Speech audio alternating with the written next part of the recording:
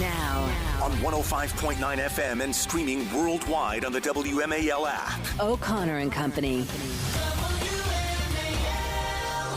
It's 5:07. It's the big Thursday extravaganza here. It's me, Larry O'Connor. And look, Mercedes Schlapp is here, so all is right with the world. Everyone chill out. We're going to have a great morning. Right, Mercedes? We got this. I'm so chilled I don't know what to do with myself. Are you taking a holistic approach to the show today? I'm going to look at it holistically. I'm taking I don't know, holistic.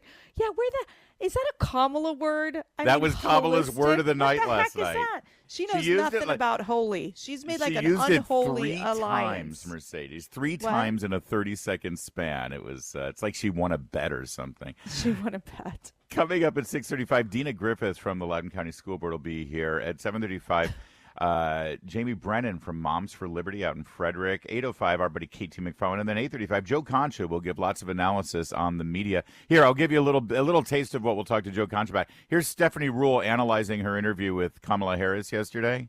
One could watch that and say, well, she didn't give a clear, direct answer. That's okay, because we are not talking about clear or direct issues.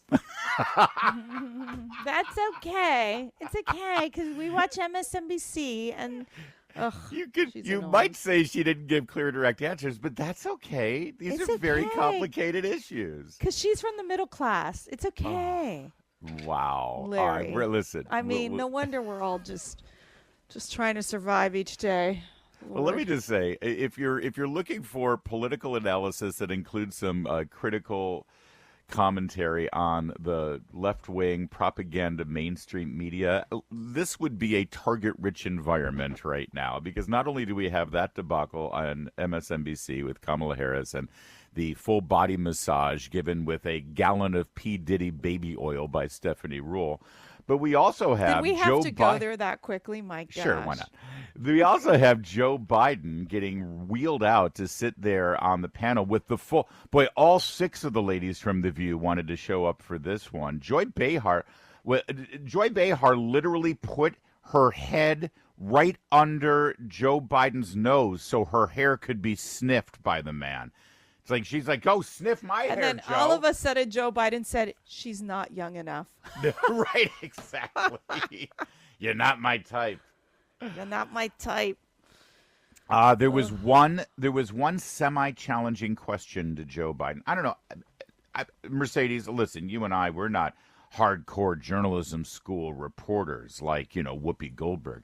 But I've got to think that if you had the opportunity to ask Joe Biden some questions live on television, you could think of a few that might actually make him sort of, be on the hot seat a little bit, right?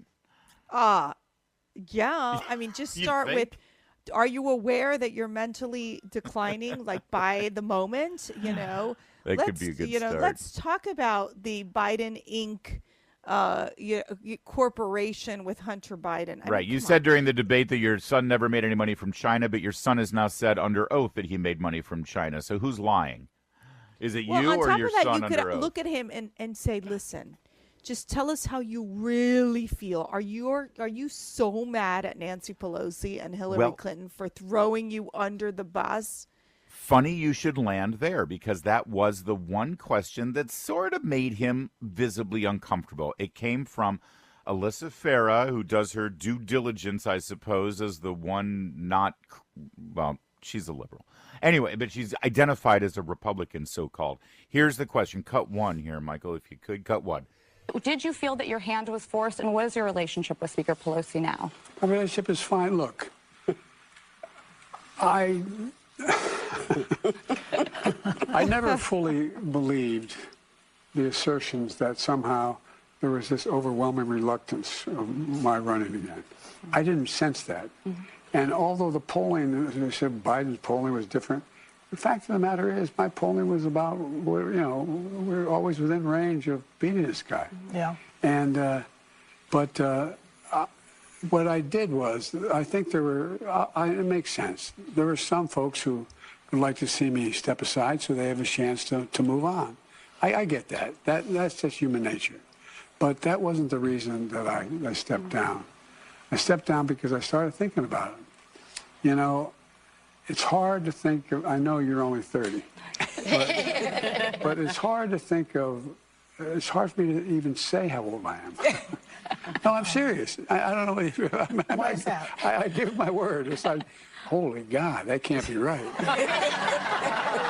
that just can't be right. I'm your age, by the way. The number gives me vertigo. Yes, it does. I am. I'm your age. No woman close to me is as old as I am. None. I'm telling you. Sweetheart. Right now they are. And Mr. President, do you think had you stayed in the race, would you have won? Yes. Yeah. I was confident I would beat Trump. Listen, I didn't like the way they did it. He still thinks he could have won, and he still, if you can tell it, he laughs through the pain, but Mercedes, he is bitter, and he thinks that he was forced out against his will. You can tell by his answer there. It was also telling that he said, there are some people who want you to get out of the way so they can move on. Who's he talking about? He's talking about Kamala Harris.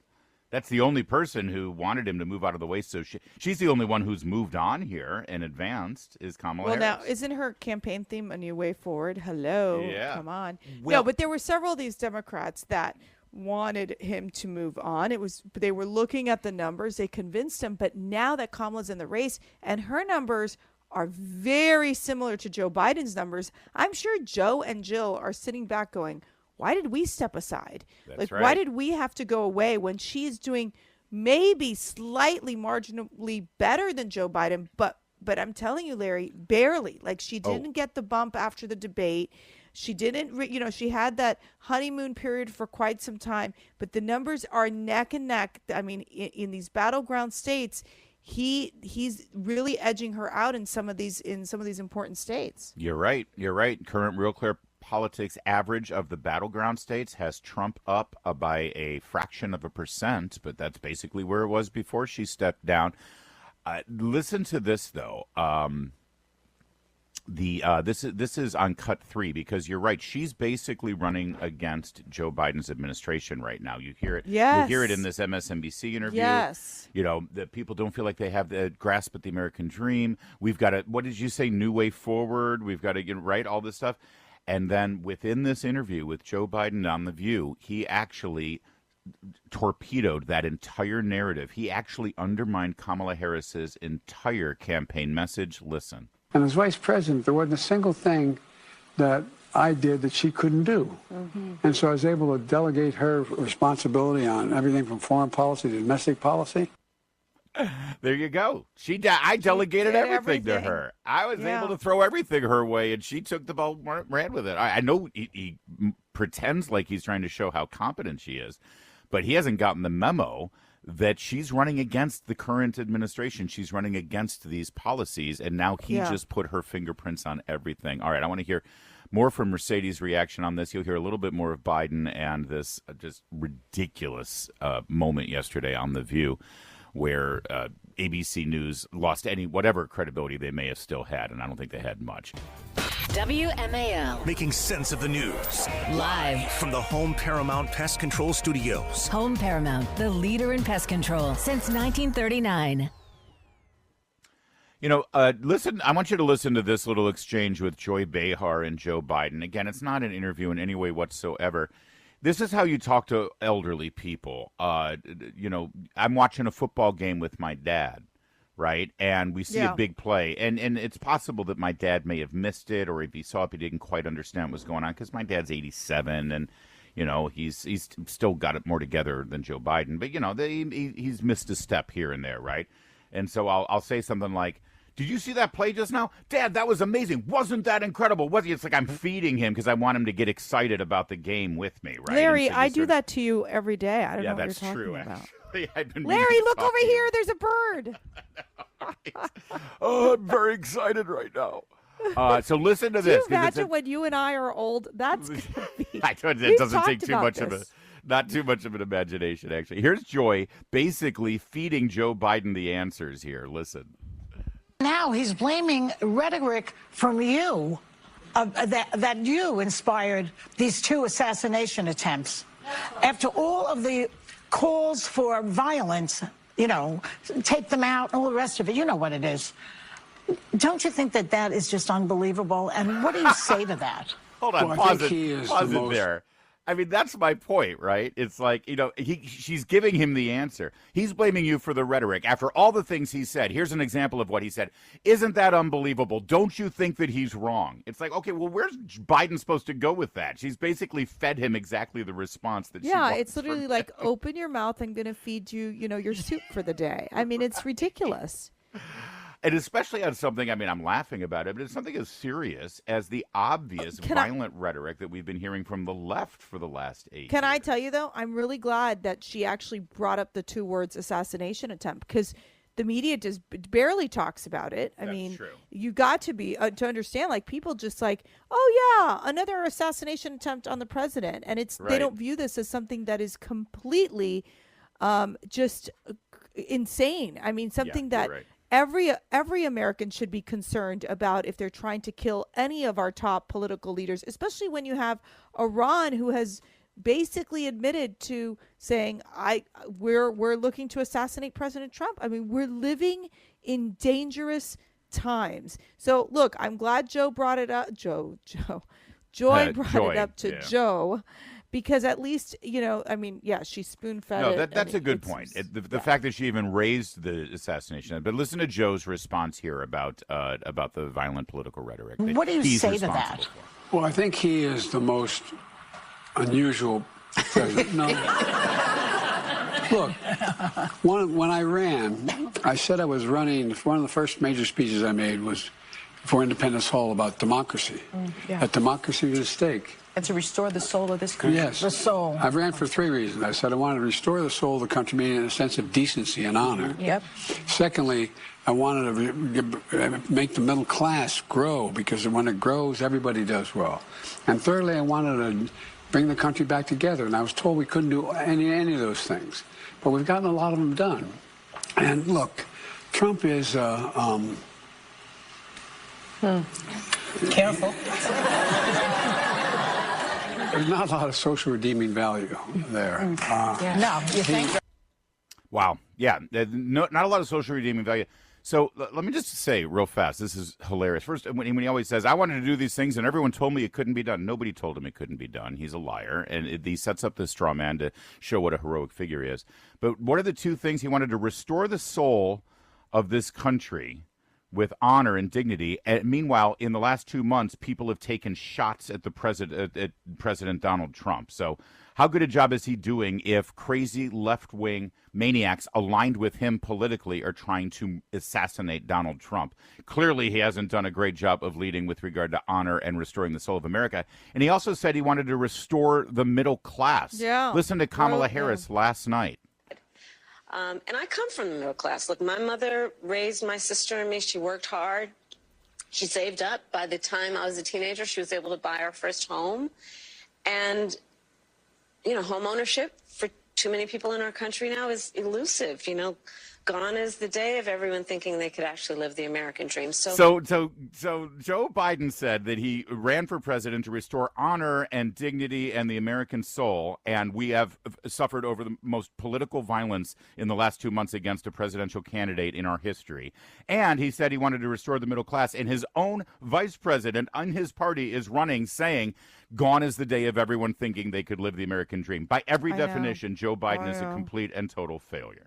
Yeah, and it's literally like Kamala Harris is running against Joe Biden.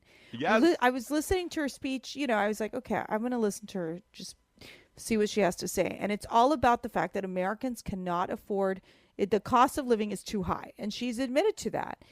She won't say because of Joe Biden's policies, but in other words, she's basically saying, yeah, we got to fix this problem. And so the reality is, if they've been in charge for 3.5 years, and as much as she wants to blame Donald Trump, the reason why Americans are financially stressed out, Larry, is because of Joe Biden and Kamala Harris's very expensive economic policies that have not worked. This party has held the White House for 12 of the last 16 years. They've been able to do whatever they want.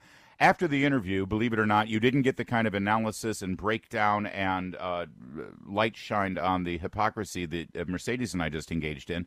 Cut 10 here, Michael. This is what Sonny Hostin had to say about their guest, Joe Biden. But I truly believe that his legacy will be etched in the history books as Washington, as someone who put that ego aside and put his country he first. also so decent. That's definitely his legacy. There you go. George Washington, who Sonny Hostin also think is a white supremacist and a slaveholder. So I guess, Anna Navarro did call Joe Biden a white straight man. So let's get it right. As white Chris straight Platt man. would say, it's good to be a Democrat. It's 5:20. Now, On 105.9 FM and streaming worldwide on the WMAL app. O'Connor and Company. 5:37 on O'Connor and Company. Thanks for tuning in here. I'm Larry O'Connor with Mercedes Schlapp at 6:35. Dina Griffiths from the Loudoun County School Board. 7:35, Jamie Brennan, Moms of Liberty in Frederick. 8:05, Katie McFarland, and then 8:35, Joe Concha. Mercedes, I think Joe will have some criticism of, well, the women of The View, the women on MSNBC, this is, if I were a female journalist right now, I would be so embarrassed for my profession that Stephanie Ruhle and Joy Behar now represent the best of our profession. Well, I mean, they're kissing the ASS of, these these people. I mean, look, there is this fawning over the fawning over Kamala, the basically the departure of Joe Biden. It's almost like I kind of said this jokingly earlier, but like the euthanizing of Joe Biden. Let's talk about him now before we bury him. You know what I mean? Right, exactly. And the taxidermy of this man. Yes. Yeah, but it's so bizarre because you do feel that anger from Joe Biden. Like it's like a pressure cooker. He's gonna blow up any minute, Larry, because he knows he's been screwed in this process. We want Trump to win. And for various reasons. But I'll tell you, and it's not high on the list, but it's up there. I really am looking forward, after Trump's victory in November, for Joe and Jill to go on their I Would Have Beat Trump tour. I told you so. The I Told You So national tour is going to be so beautiful, and the knives will be out, and it'll be bloody, and I'm going to love every minute of it. Cut 5, you talk about the fawning. Listen to Whoopi Goldberg introduce Joe Biden. After 50 years of proud public service, President Joe Biden stepped up to lead us out of the dark, a very divisive era, and became one of the most substantial presidents of the past half century. We are beyond honored to welcome the 46th president of the United States to our table, President Joe Biden. Can I just remind everybody that The View falls under the management and coordination and oversight of the ABC News division? Right, exactly. The ones that fact-checked Donald Trump, 8 times. Erroneously fact-checked them, by the way. Exactly. And basically, you know what? Honestly, now that you think about it, this is pretty much how they handled the debate. David Muir handling the debate is about like what you just heard from Whoopi Goldberg. And all 6 of them, these women, they all went in to give him a hug. Here, listen on cut 6. Ooh.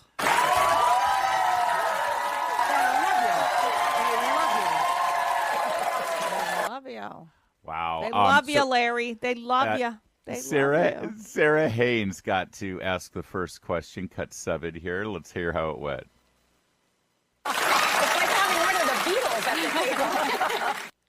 It's like having one of the Beatles at the table. Oh, my goodness. It is kind of like having the Beatles because they're so, Paul McCartney's still alive, but he's so old. That's true, and 2 of them are actually dead. So, it's like having one of the dead Beatles here. They really made you look lifelike. It's like having Elvis Presley here. Give me a break.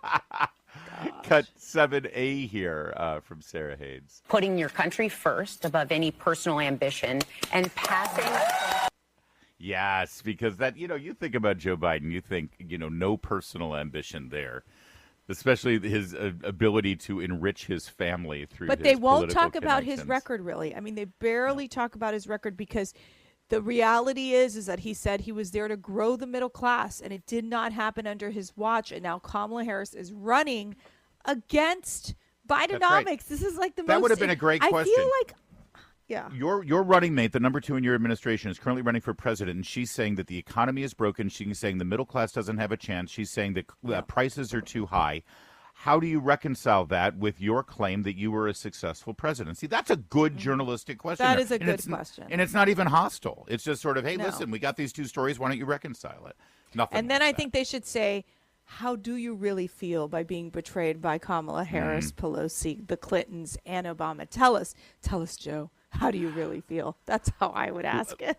Let's get back to the to the View and Joe Biden's ability to dehumanize Donald Trump and make it that much more likely that some deranged maniac who watches these things and listens to them actually tries to do something violent. At one point, Whoopi Goldberg compared Donald Trump, the former president, and the current nominee for president, who, if the election were held today, would probably win, a man who is supported by half of our nation. Whoopi Goldberg compared him to a bug and then pretended with her fingers that, there was a bug here, and then put the bug on the table, and then Joe Biden took his hand and smacked the bug dead. Listen to it as it played out. Listen. Then he just wouldn't go. He was like a bug. He just kept being there. He was like a bug right there. So you felt...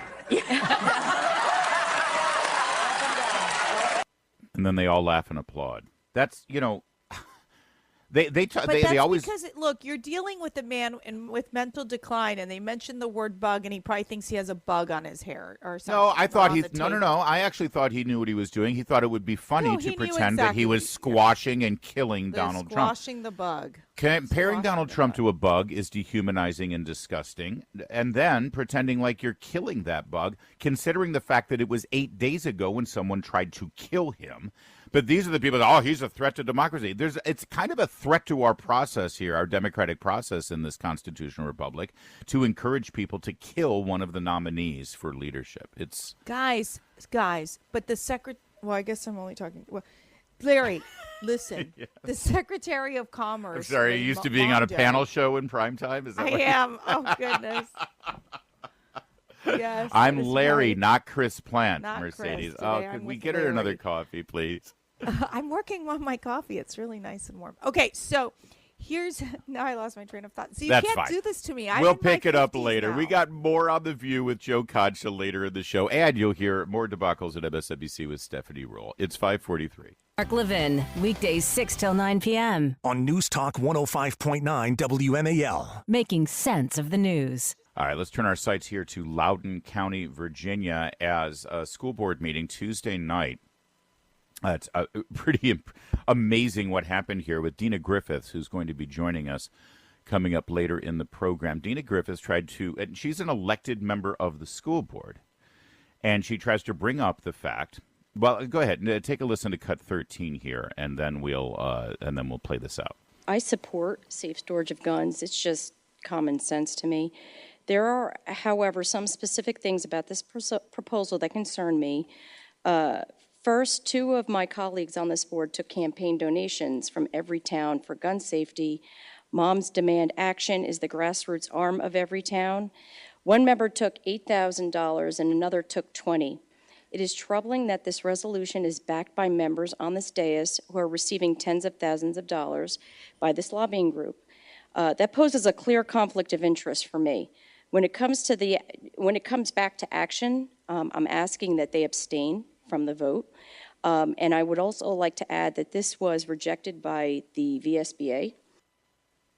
All right, so this is a measure they're voting on that has to do with gun safety. And as you heard, Dina Griffith says, 2 of you have taken up to $28,000 from lobbying groups who were pushing for this. There's an obvious conflict of interest. All right, cut 14, she continues.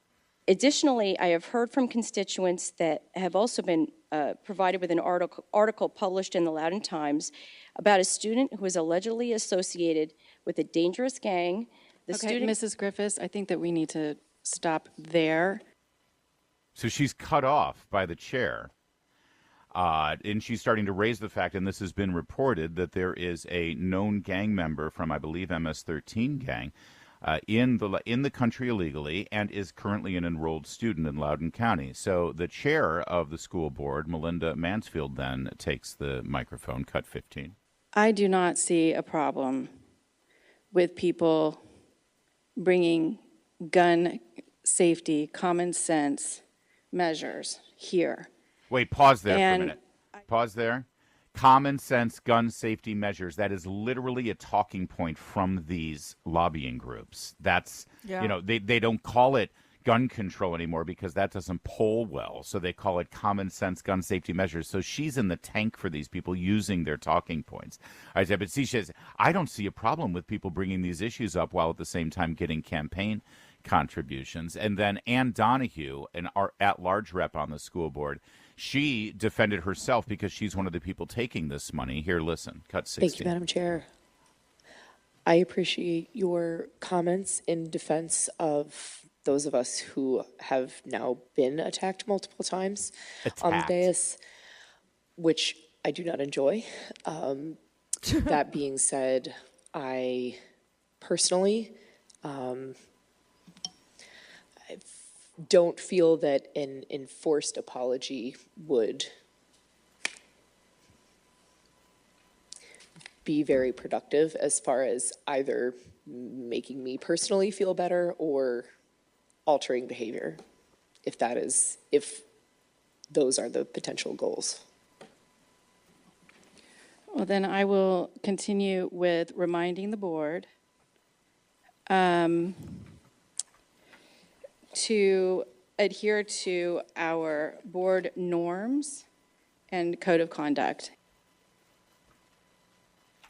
All right. So she tried to force an apology for daring to suggest that $28,000 in campaign contributions from lobbying groups may have inspired this ridiculous gun safety storage protocol for Loudoun County school boards.